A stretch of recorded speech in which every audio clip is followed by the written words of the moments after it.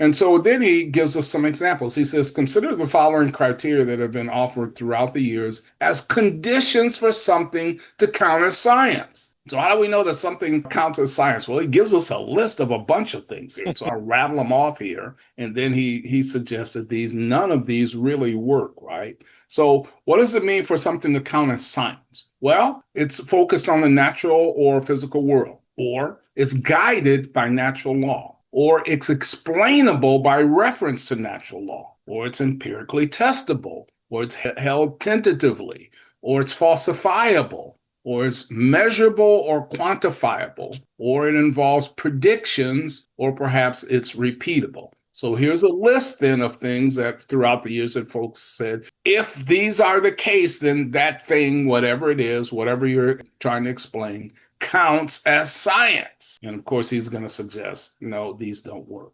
Right, right. And so a lot of these you might have heard, repeatable. All right, well, start before the creation of the universe and do it again.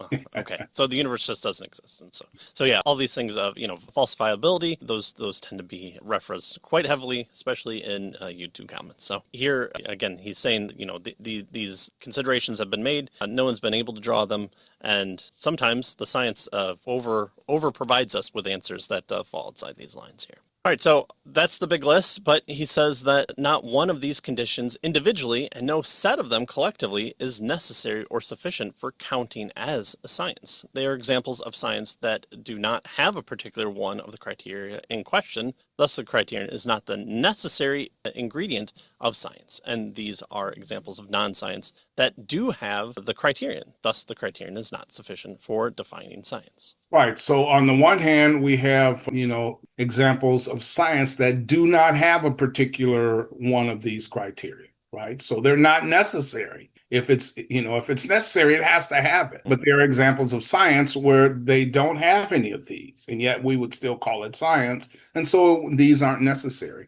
On the other hand, there are examples of non-science that do have these criteria. Well, that means that the criteria then is not sufficient for something to be defined as science. If indeed area is clearly non-science, but it has this particular issue, right, example, then clearly that can't be what science is. And so it doesn't work for necessary nor sufficient conditions for science. Right. He gives us an example. He says, must science, for instance, be held tentatively? Right? Well, what are we talking about here? Right? Something is scientific if it's held tentatively. Well, notice what he says here. He says, and the idea here is tentatively. Held tentatively means that it's not the last word, that we could change our mind and that kind of stuff, right? But he says this is a strange proposal, for notice it's irrelevant to the definition of science itself to be held tentatively. What does that got to do with science, right? This is about the inner conscious states of scientists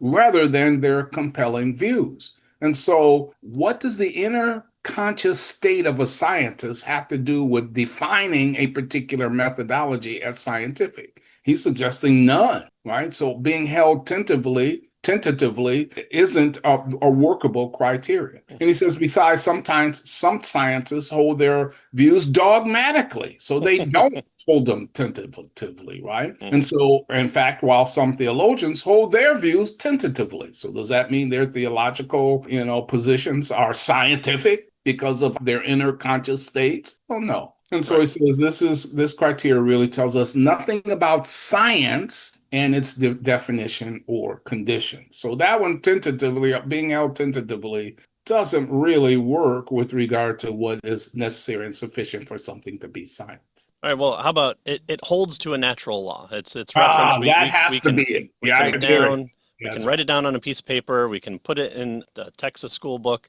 and they're forced to read it and reference it. That's a key part of genuine science when it comes to explain why something occurred. Well, again, it's difficult to take this seriously as a compelling criteria when there are examples in science of explanations that do not require an appeal to natural laws, especially in historical science, where reference is made to a single casual event to explain something, like archaeology. So archaeology can't be a science, right? You have this one event, it's over, it's done, it's buried, and you can't even dig it up because it doesn't really exist until you hold it in your mind. So it fails on two ways. But we would call archaeology a science. And again, that demarcation line seems to be a little bit more fuzzy and less red. That's right. All right, so that's the one side of it, right? He's suggesting that methodological naturalism, the proponents of that, haven't really made their case. There is no necessary and sufficient conditions to call something science, right? And so if that's the case, then as he's suggesting, a methodological naturalism hasn't made its case. So this is the negative side, right? Right.